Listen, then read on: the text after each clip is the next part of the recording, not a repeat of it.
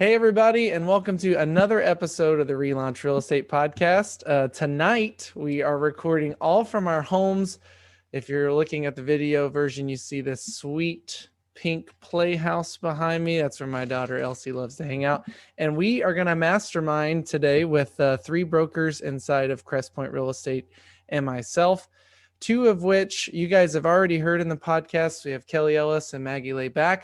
And then my mom is here to join us tonight, Debbie Keller. These three that you guys are looking at are our top producers here in our brokerage. And I know that it's a very challenging market that we are living in right now. Being a real estate agent, it's easy. If you're a seller, it's easier, okay, for most sellers right now. But if you're a real estate agent, you are grinding right now to try and get things done for your buyers and trying to get sellers to sell. So I thought it'd be an awesome idea to get all three of these awesome ladies on the podcast today and tell us what's working for them and what's not. So real quick, I'm going to kind of go around the circle here. Kelly, real quick, kind of tell everybody who you are and how long you've been in real estate. All right. Well, I'm Kelly Ellis. I have been in real estate for about 7 years. Awesome. Good times. Yeah. And been with us for two full in a couple months. Awesome. We'll take it. Maggie, you are next on my circle here. Tell us who you are and how long you've been doing it. I'm Maggie Strickler. I got my license in 2012, so almost 10 years. I've been with Crest Point for 3 years and a couple of months and loving every minute. Awesome. And then Mom, Debbie Keller. Hi, my name's Debbie Keller, and I've been in real estate for about 3 years, and I've been at Crest Point the whole time. Yeah, I mean, you have to come work with your son. Right.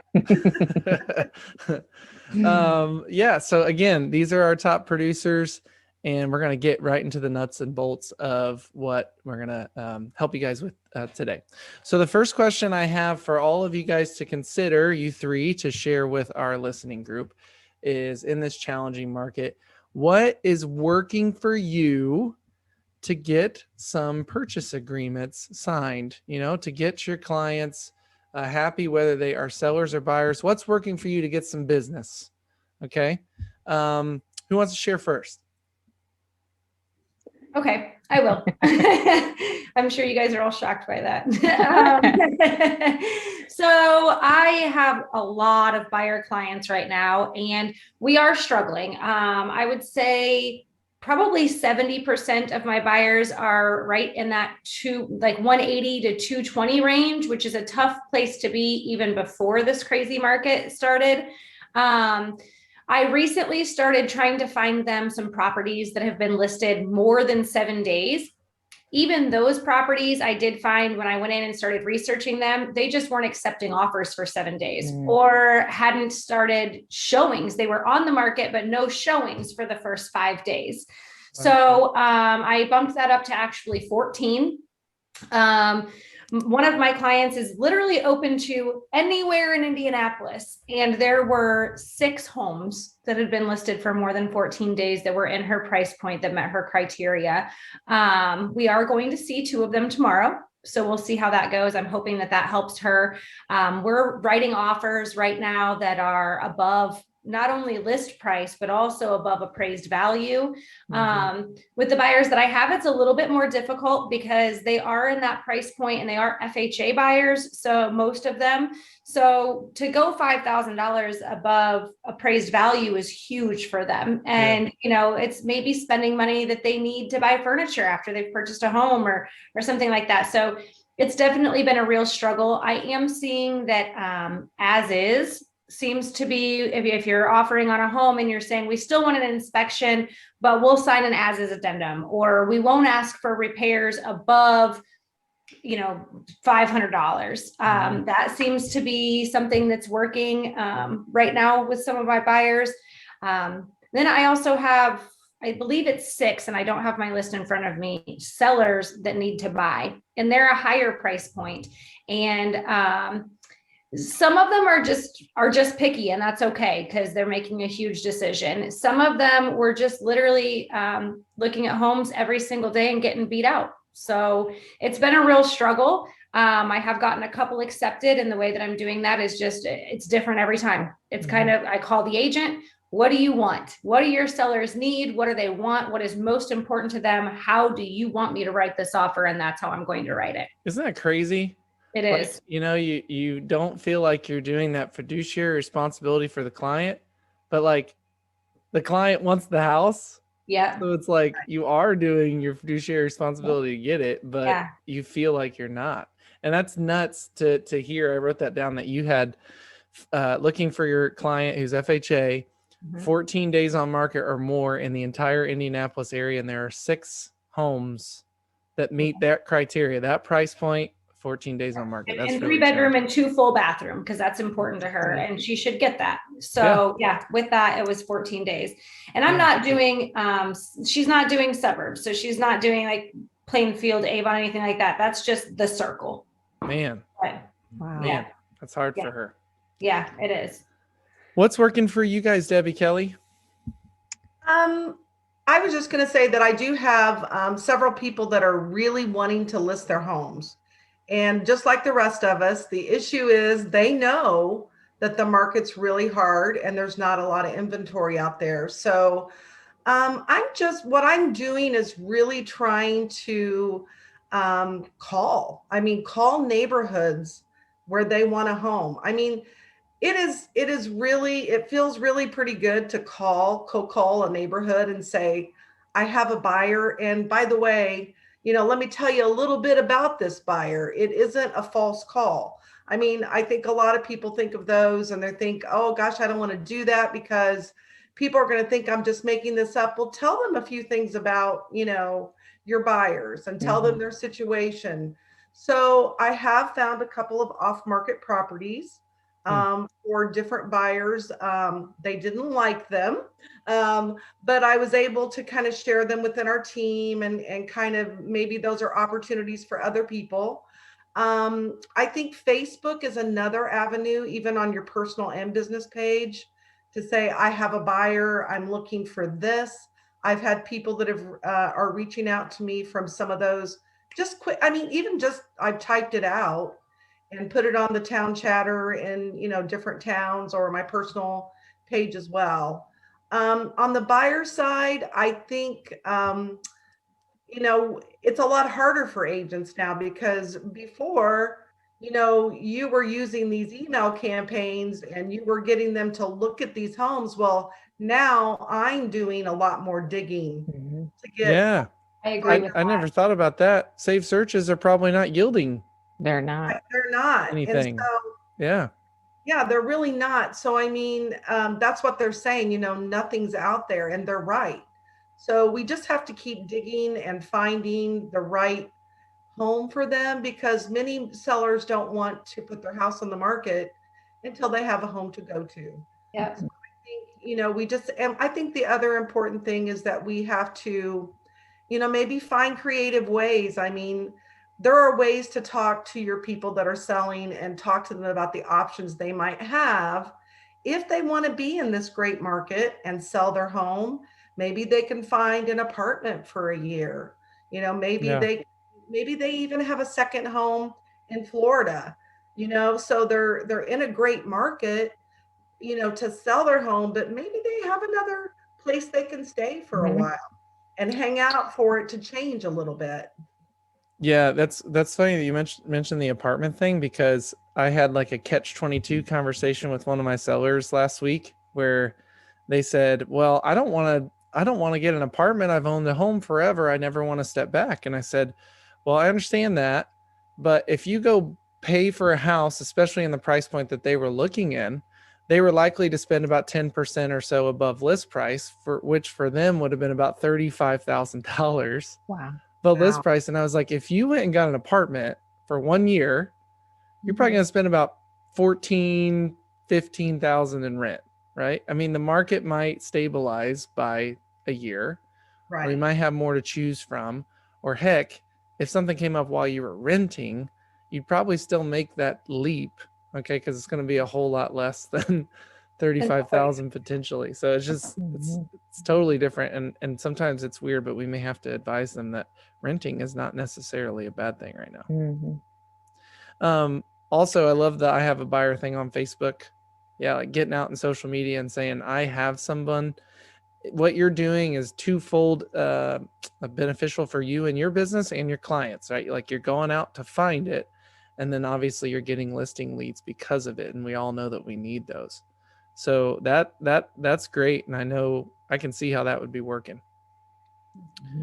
Awesome. Kelly, what's working for you and your people right now? Well, I can completely echo what Debbie and Maggie have said. One of the biggest things that I'm trying to do right now is two things. The first thing I've been doing is I've gone back to my clients that bought homes in the like 2.5 years and back. So farther on. Mm-hmm. And I've known that they haven't moved. They've been in the same home. And so I've been reaching out to them to see if maybe potentially we have a buyer for them. I've been sending some quick CMAs just because. And so it's opened up the door to have a lot of great conversations with people because they are watching the market. They are watching what we're posting on social media. They're watching their neighbors' homes sell quickly and they are interested. And so in doing that, it's really opened up some doors for them. Now I've got to go and find them some homes, but some of them, like you guys had mentioned before, I had some that just moved back to their home in Florida. They're like, well, we're normally there 6 months out of the year. We might as well just go ahead and go and do it because it's such a fantastic opportunity if you're a seller right now. And so that's been really helpful. I've had a lot of them that are waiting until April. They always just want to get past spring break for some reason. And so I have a list of people, but reaching back out to them because a lot of them are kind of on the fence. Usually within 2.5 years, their finances have changed. Maybe they've gotten a raise or, they're just ready to make the next step. So there's that. Another thing that I'm doing is I am reaching out to my relationships that I built with people in new construction with the sales associates. So a lot of them, will get on these drip systems where they send us homes that spec homes that are for sale, but oftentimes they have a long list of homes that are in the process of being built for buyers, but they're checking their credit a lot more often now, and they're checking their checking accounts. And if things don't look good, they will pull it halfway through the process and put it on the market. And so when I have a buyer that's looking in a specific price point, a specific neighborhood, and depending if it fits, and I think it could be a good fit for them, I'm reaching out to as many of them as I can. And I've had some luck. I had a couple that the sales associate had COVID, and so they weren't in the office to put them on the MLS. And so, oh man, I know. And so, but they all sold. There's like a couple of them. So we were able to get under contract with that. Just a lot of insight with things that are coming on the market, because I know that these builders, they're backlogged with spec homes. And so they're out there, but we just aren't privy to all of them yet. So calling and not being afraid to have a conversation. And coincidentally, I actually got a call from a sales associate of a home that I currently have listed that's still selling in that neighborhood. And she wanted to introduce herself to me because she just doesn't understand why she's getting any people coming in for her to, which I thought was really interesting. And so it opened up a great conversation. And so now we're kind of teaming up together she'll help me sell mine, and I could potentially, bring some to her and kind of share in that. So those two things have been really helpful on top of everything else. And then it's also, like Debbie had said, of just really trying to get some of these sellers positioned financially to be able to wait and then find the next house or move into somewhere temporarily. So the ones that I'm struggling the most with are my investors that are looking for a flip. Yeah.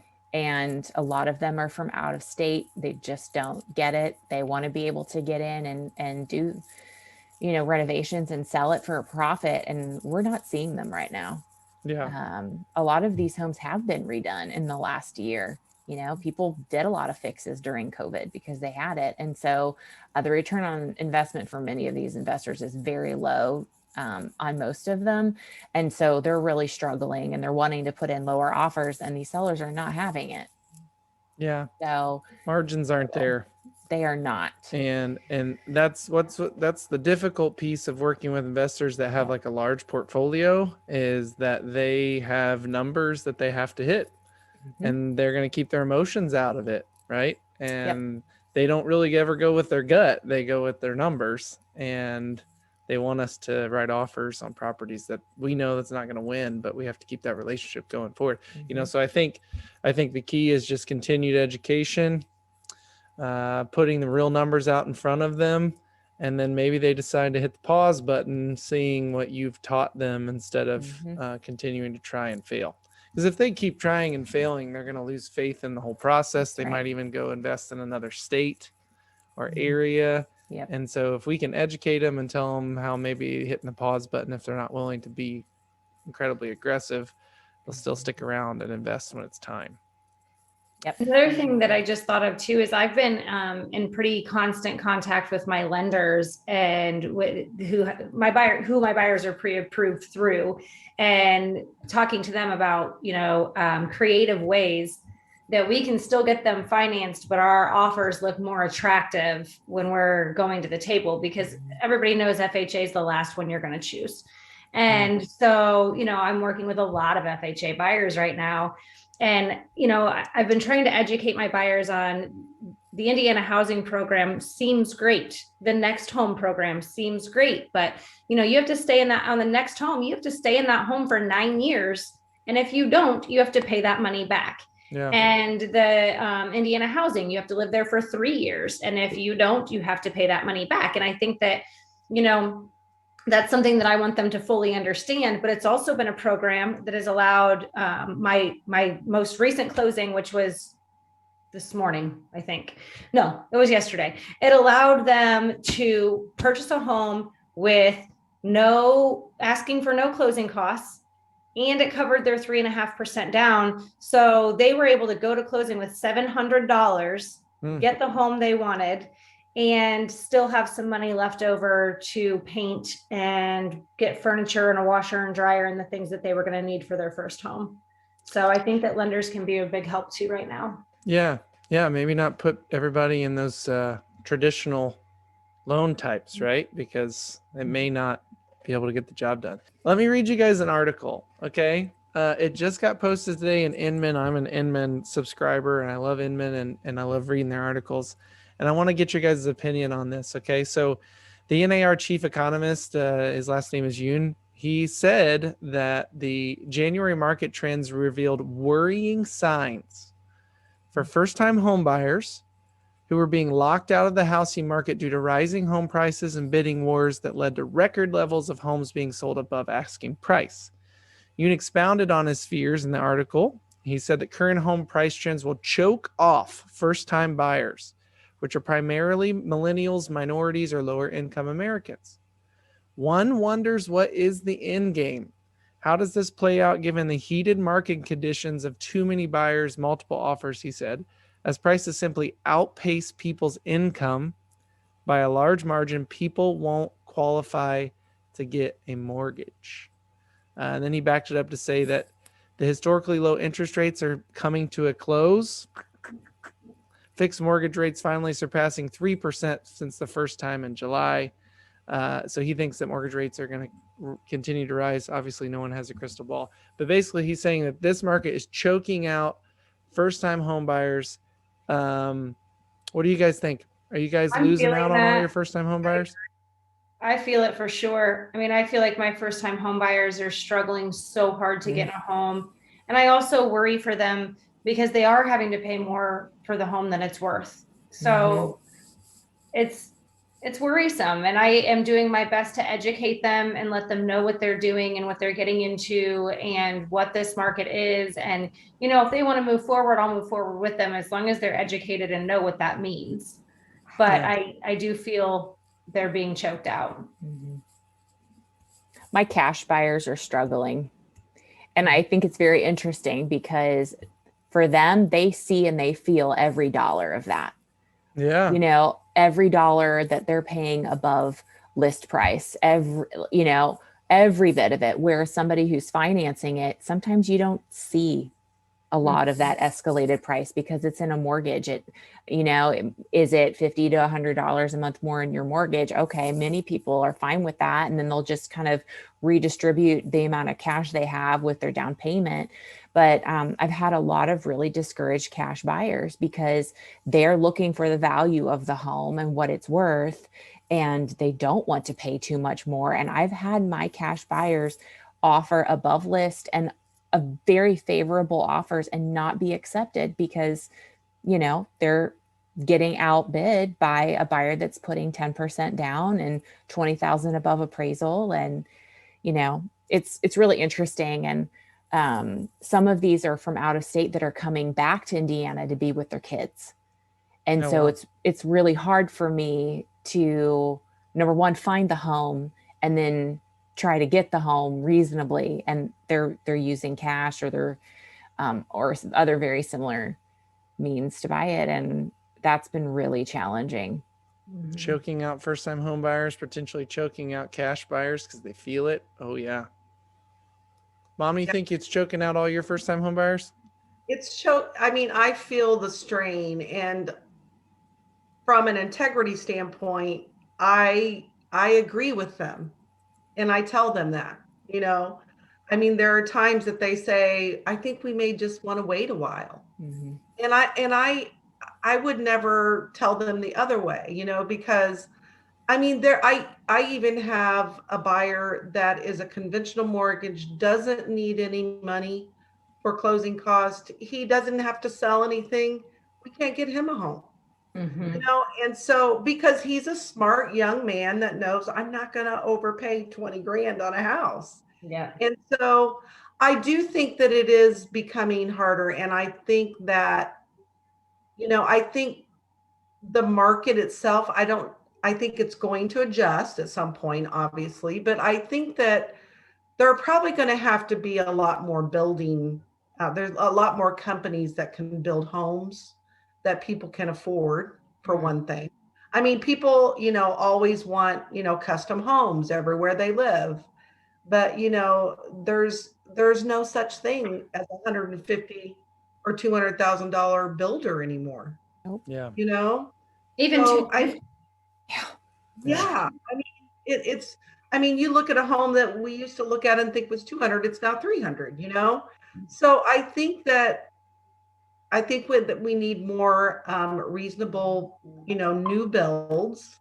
And I think eventually there's going to have to be incentives that get offered to first-time home buyers. And I can see that happening through the government at some point. Yeah. Because they need to be able to get into a home. Yeah. Yeah, they Now, could step in. On the flip side of that, my first time home buyers from 2 to 4 years ago, one of them, I just listed her home and she literally sold it for 50,000 more than she bought it for in 2017. 50,000 on what was $115,000 house. Right. Market's very favorable for those people that were first-time buyers just a couple of years ago. Yeah, I don't know. I don't think that there's necessarily an end in sight for this. What else is really interesting? This just happened to me the first time today, and I don't know how we go about finding a solution for this. But new construction, obviously they can't keep up with the pace. We've talked about it. They are now doing bidding wars on some of theirs. So I just got an email that said, "Hey, we've got all this, demand in our neighborhood, and we can't even get started on new builds. But here's what we're going to do: we've got 8 lots available, and they start at this price. And between this date and this date, your buyers can submit their highest and best offer with at least a $15,000 earnest money deposit. And oh, by the way, we don't know when we'll get started on that lot for them, but this secures the deposit. So submit your buyer's highest and best offer on a lot." And these lots are like 10, 15, 20K. And I could see them going like 35, 40, 50, 60, 70K for, 0.25 acre lots and probably less than that. And that's just crazy. So yes, it continues to choke off these first time home buyers that don't have money. So okay, so we're like doom and gloom here, and now it's solutions. So Yeah. let's talk about solutions for real estate agents and business, and putting some deals together for them, and obviously then helping out their clients. So the solutions is very easy and quick to me. It's listings. So getting those listings, we talked last episode, so it'd have been episode, oh my gosh, I'm losing track, 16 or 17 last week, about how to win your offers. Please check that out. But I think the next solution is listings. How are you guys getting them? Mine goes back to reaching out to my past clients. Yep. That's been a big one. I've been farming several different neighborhoods. The consistent farming has been helpful with sending out CMAs and market updates and just being a presence, knowing that, because everybody's curious. Those have been two of my biggest things. And also, because you know that I'm really big into my sphere. Now that for the most part, we're starting to like emerge from this bubble of having to quarantine, the more that I've been out and I've been seeing people, they're starting to flock to me again, and they want to talk about real estate. And so they're like, hey, can you go ahead and set me up on a search? Because I think I'm going to be looking in the next month, or we need to talk to you about listing our house. And so being out and about again has really, really, it's really helped. Yeah. I would agree with Kelly. Past clients have been a good place for me to go as well.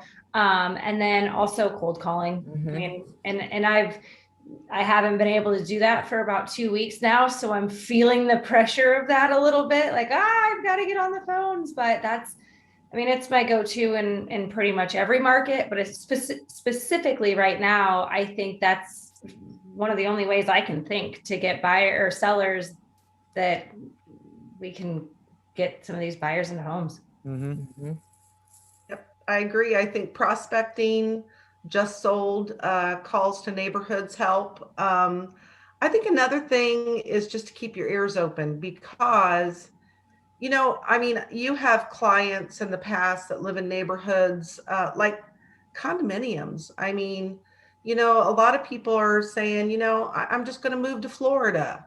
Or, people are just getting older. Let's be honest. They need to downsize. So I'm in that age group too, so I can say it. But there are a lot of people out there that are thinking about downsizing. And I think those are people that we need to talk to. And it may not be right now, but in the future, they're definitely going to do it. So I think just keeping your ears open, knowing certain people in certain neighborhoods, and when you see them, talk to them about it. I've called people that I know that live in neighborhoods and just said, hey, we're looking in that neighborhood. Do you know anybody? Yep. That's actually, so like, really good point. Agents should be targeting, if they want listings, they should be thinking about the places that sell and those people leave this state or like relocate. Because we can't, it's really hard for us to help the sell buy right now here in our local area. But if you're like targeting condominiums or older adult neighborhoods in which they, unfortunately, they might be going like to some kind of assisted living at some point, or they're going to Florida or Arizona or those kind of things, and maybe going to an apartment or another condo down there, that transition is going to be a lot easier for you to assist them on. That's a good point there. This sounds terrible, but my listing appointment Monday, the gentleman passed away and his brother's selling the house. So I hate to look at, negative things like that, but that happens. People do pass away. And yeah, and you were just top of mind for that situation. And that's just from prospecting and past clients, that's unfortunately, man, that's. Yeah, it's not a good one, but it's another way I've gotten a listing. I think, to kind of like wrap this up, obviously we have to be targeting listings right now. And I think one big piece that I would tell all of you guys and listeners here would be that this what we're all sitting in, this home that we own right now, and the homes that all these people are sitting in tonight watching TV or reading their books are generally their greatest asset. Okay. And this year is probably the year to maximize the return on their greatest asset. Yeah. Okay. And people start making moves because of those kind of things. So, you know, a lot of us are like, hey, curious if your home's worth. You know, I'm guilty of that. It's part of our marketing piece. And, you know, I do a radio spot on that. But I mean, I think maybe some of the language that we could twist there is, are you curious about how you can maximize the return on your greatest asset right now? I like that. I'm writing that I down. know, me too. Yeah. Because it is what it is. And they have money in the stock market, and that's going just fine. They can hang on to that. But if it's time for them to move or make a change, they can maximize their greatest asset this year. And they might want to consider talking about that with you. Mhm. And it may not be tomorrow they're going to list their home, but in 6 months or 12 months, or maybe in 24 months, when they think, oh, like we see maybe the prices are stabilizing now. I should took advantage of what Maggie, Kelly, and Debbie were saying. I need to call them now.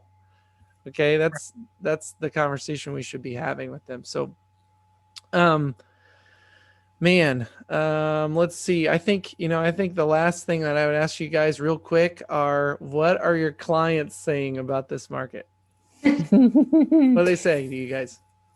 My sellers are so afraid that if they don't list now, that something's going to happen in the market, and that it's just like too good to be true. So they want to list as soon as possible, and they all start getting ready to do it. And then they're like, oh wait, this is harder getting my house ready to list than what I thought. They put the brakes on it for a little bit. But that, at least on the list side, they're real anxious because I feel like everybody's like poised and waiting for our market to change. Yeah. And not to be in their favor anymore. Yeah. Which we know, this is all supply and demand economics here. Yep. This is not speculative stock market stuff. Yep. This is not somebody talking about how the real estate market's great and it's not. It's literally supply and demand economics. There's not enough supply to meet the demand. So, Yep. and that's not going to change anytime soon. Yep. Like there's no way we get this huge surge of inventory overnight that literally topples the market. So they all need to take a big deep breath. Yeah. It's all gonna be okay. Yeah. It's gonna Right. be Go worth a finish lot next painting, month. chill out, and then we Yeah. can list your house, and it's going to be fantastic, and it's all right. What else are they telling you guys? My buyers are sad. My Yeah. buyers are struggling. My sellers are so pumped and can't even believe what's going on for them right now. Yeah. Also a little stressed, like Kelly said, they're hurrying and rushing and want to get everything done. And, you know, a little bit, I want them to, because we have no inventory, but also don't make this a stressful experience for yourself. Calm down a little bit. Let me take care of the stress. Take your time and get it done, and we'll get it listed, and it's still going to sell in 6 months the same as it's going to sell today. Mhm. If that's where we have to be. Yeah. And the timing will work for the buyers when it's right, you know, and they got to do what's smart for them.